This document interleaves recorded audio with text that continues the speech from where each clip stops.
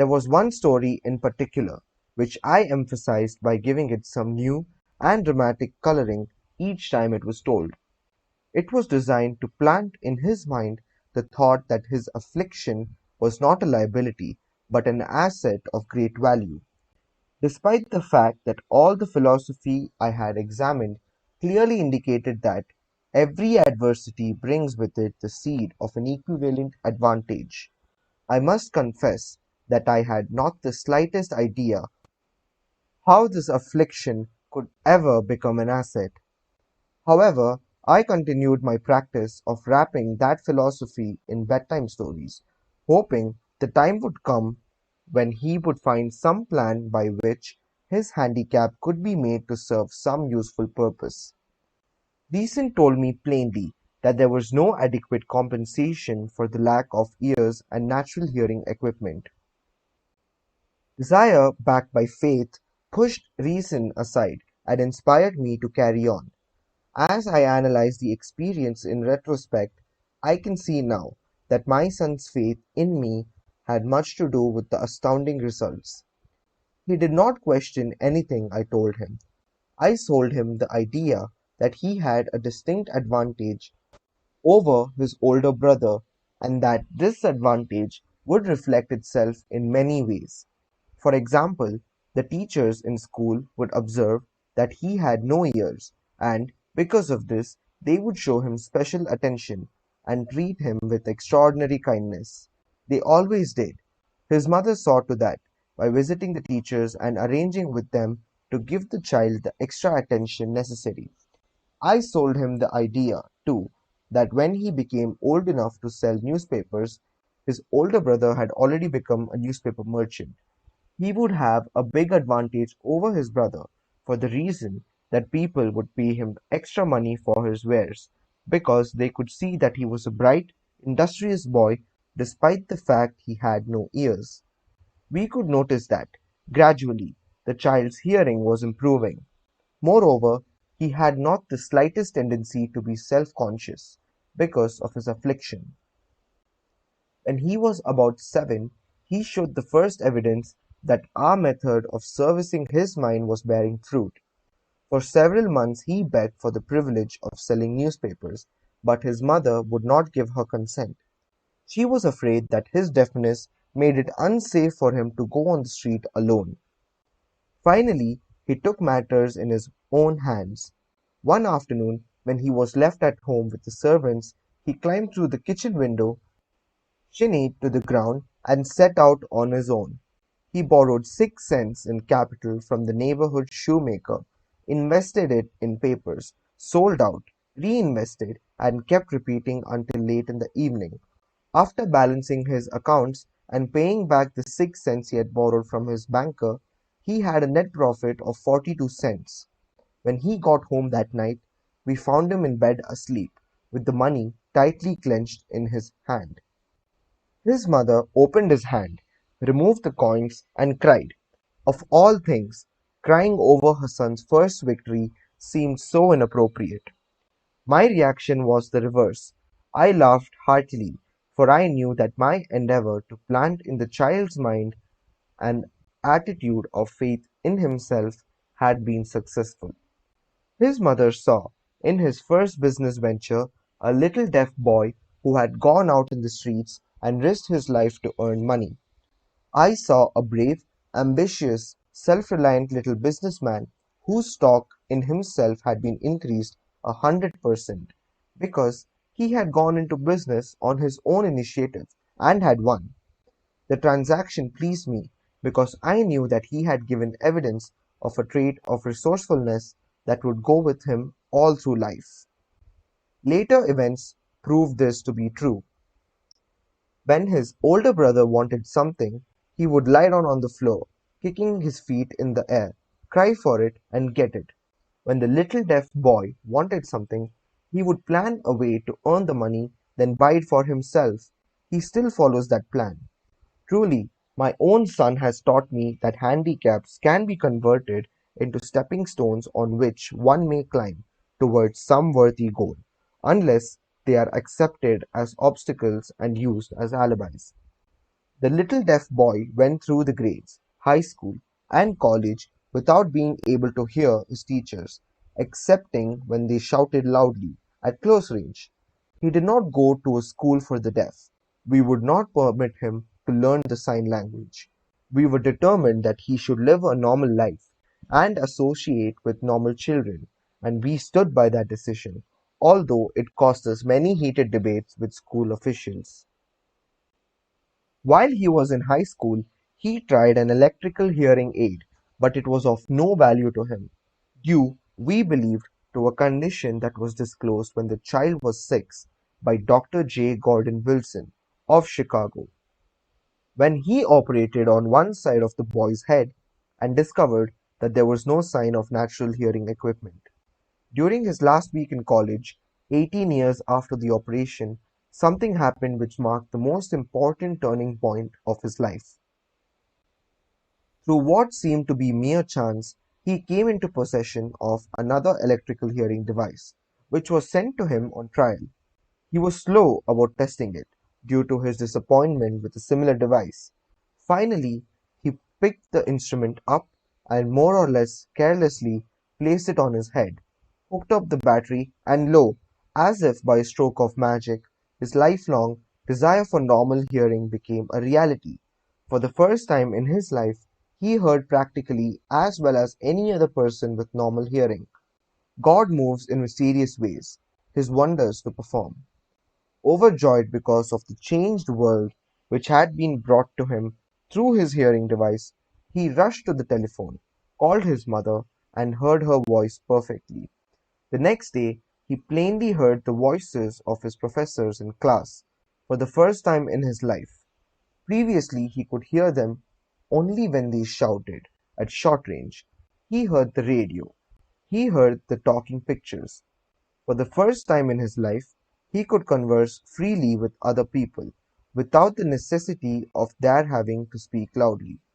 Truly, he had come into possession of a changed world. We had refused to accept nature's error, and by persistent desire, we had induced nature to correct that error through the only practical means available. Desire had commenced to pay dividends, but the victory was not yet complete. The boy still had to find a definite and practical way to convert his handicap into an equivalent asset. Hardly realizing the significance of what had already been accomplished, but intoxicated with the joy of his newly discovered world of sound, he wrote a letter to the manufacturer of the hearing aid, enthusiastically describing his experience. Something in his letter, something perhaps which was not written on the lines, but back of them, caused the company to invite him to New York. When he arrived, he was escorted through the factory, and while talking with the chief engineer, telling him about his changed world, a hunch, an idea, or an inspiration, call it what you wish, flashed into his mind. It was this impulse of thought which converted his affliction into an asset, destined to pay dividends in both money and happiness to thousands for all time to come. The sum and substance of that impulse of thought was this: it occurred to him that he might be of help to the millions of deafened people who go through life without the benefit of hearing devices, if he could find a way to tell them the story of his changed world. Then and there, he reached a decision to devote the remainder of his life to rendering useful service to the hard of hearing. For an entire month, he carried on an intensive research, during which he analyzed the entire marketing system of the manufacturer of the hearing device, and created ways and means of communicating with the hard of hearing all over the world for the purpose of sharing with them his newly discovered, changed world. When this was done, he put in writing a 2-year plan, based upon his findings.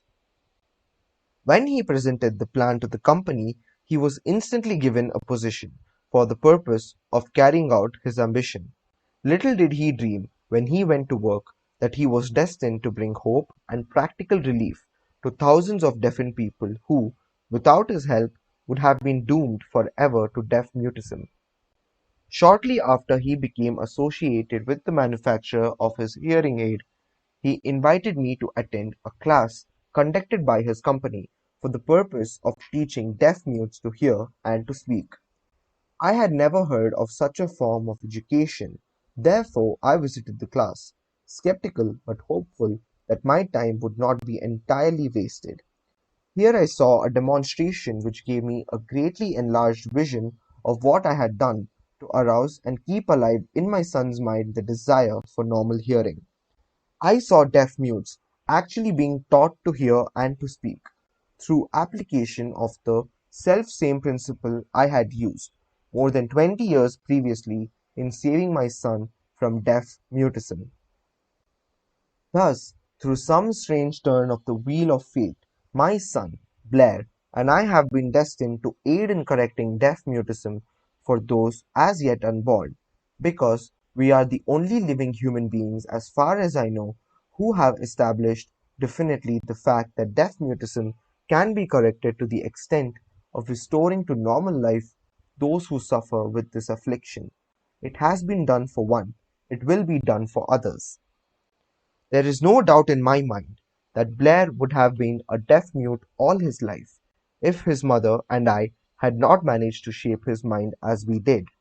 The doctor who attended at his birth told us, confidentially, the child might never hear or speak. A few weeks ago, Dr. Irving Voorhees, a noted specialist on such cases, examined Blair very thoroughly. He was astounded when he learned how well my son now hears and speaks, and said his examination indicated that, theoretically, the boy should not be able to hear at all, but the lad does hear, despite the fact that X-ray pictures show there is no opening in the skull whatsoever from where his ears should be to the brain. When I planted in his mind the desire to hear and talk and live as a normal person, there went with that impulse some strange influence which caused nature to become bridge builder and span the gulf of silence between his brain and the outer world by some means which the keenest medical specialists have not been able to interpret. It would be sacrilege for me to even conjecture as to how nature performed this miracle. It would be unforgivable if I neglected to tell the world as much as I know of the humble part I assumed in the strange experience. It is my duty and a privilege to say I believe, and not without reason, that nothing is impossible to the person who backs desire with enduring faith. Verily, a burning desire has devious ways of transmuting itself into its physical equivalent. Blair desired normal hearing. Now he has it. He was born with a handicap which might easily have sent one with a less defined desire to the street with a bundle of pencils and a tin cup. That handicap now promises to serve as the medium by which he will render useful service to many millions of hard of hearing, also to give him useful employment at adequate financial compensation the remainder of his life. The little white lies I planted in his mind when he was a child, by leading him to believe his affliction would become a great asset which he could capitalize, has justified itself. Verily, there is nothing, right or wrong, which belief plus burning desire cannot make real. These qualities are free to everyone. In all my experience in dealing with men and women who had personal problems, I never handled a single case which more definitely demonstrates the power of desire. Authors sometimes make the mistake of writing of subjects of which they have but superficial or very elementary knowledge. It has been my good fortune to have had the privilege of testing the soundness of the power of desire through the affliction of my own son. Perhaps it was providential that the experience came as it did, for surely no one is better prepared than he to serve as an example of what happens when desire is put to the test. If Mother Nature bends to the will of desire, is it logical that mere men can defeat a burning desire? Strange and imponderable is the power of the human mind. We do not understand the method by which it uses every circumstance, every individual, every physical thing within its reach, as a means of transmuting desire into its physical counterpart. Perhaps science will uncover this secret. I planted in my son's mind the desire to hear and to speak as any normal person hears and speaks. That desire has now become a reality. I planted in his mind the desire to convert his greatest handicap into his greatest asset. That desire has been realized. The modus operandi by which this astounding result was achieved is not hard to describe. It consisted of three very definite facts. First, I mixed faith with the desire for normal hearing, which I passed on to my son. Second, I communicated my desire to him in every conceivable way available, through persistent, continuous effort over a period of years. Third, he believed me. As this chapter was being completed, news came of the death of Mrs. Schumann-Heck. One short paragraph in the news dispatch gives the clue to this unusual woman's stupendous success as a singer. I quote the paragraph because the clue it contains is none other than desire. Early in her career, Mrs. Schumann-Heck visited the director of the Vienna Court Opera to have him test her voice, but he did not test it. After taking one look at the awkward and poorly dressed girl, he exclaimed, none too gently, with such a face and with no personality at all, how can you ever expect to succeed in opera? My good child, give up the idea. Buy a sewing machine and go to work. You can never be a singer. Never is a long time. The director of the Vienna Court Opera knew much about the technique of singing. He knew little about the power of desire. When it assumes the proportion of an obsession, if he had known more of that power, he would not have made the mistake of condemning genius without giving it an opportunity. Several years ago, one of my business associates became ill. He became worse as time went on, and finally was taken to the hospital for an operation. Just before he was wheeled into the operating room, I took a look at him and wondered how anyone as thin and emaciated as he could possibly go through a major operation successfully.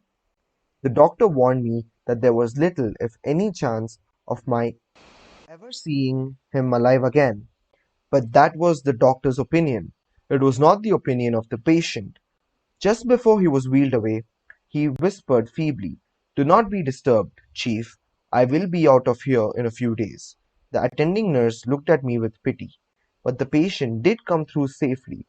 After it was all over, his physician said, nothing but his own desire to live saved him. He never would have pulled through if he had not refused to accept the possibility of death. I believe in the power of desire, backed by faith, because I have seen this power lift men from lowly beginnings to places of power and wealth. I have seen it rob the grave of its victims. I have seen it serve as the medium by which men staged a comeback after having been defeated in 100 different ways. I have seen it provide my own son with a normal, happy, successful life, despite nature's having sent him into the world without ears. How can one harness and use the power of desire? This has been answered through this and the subsequent chapters of this book. This message is going out to the world at the end of the longest and perhaps the most devastating depression America has ever known. It is reasonable to presume that the message may come to the attention of many who have been wounded by the depression, those who have lost their fortunes, others who have lost their positions, and great numbers who must reorganize their plans and stage a comeback. To all these I wish to convey the thought that all achievement, no matter what may be its nature or its purpose, must begin with an intense, burning desire for something definite. Through some strange and powerful principle of mental chemistry which she has never divulged, nature wraps up in the impulse of strong desire that something which recognizes no such word as impossible and accepts no such reality as failure.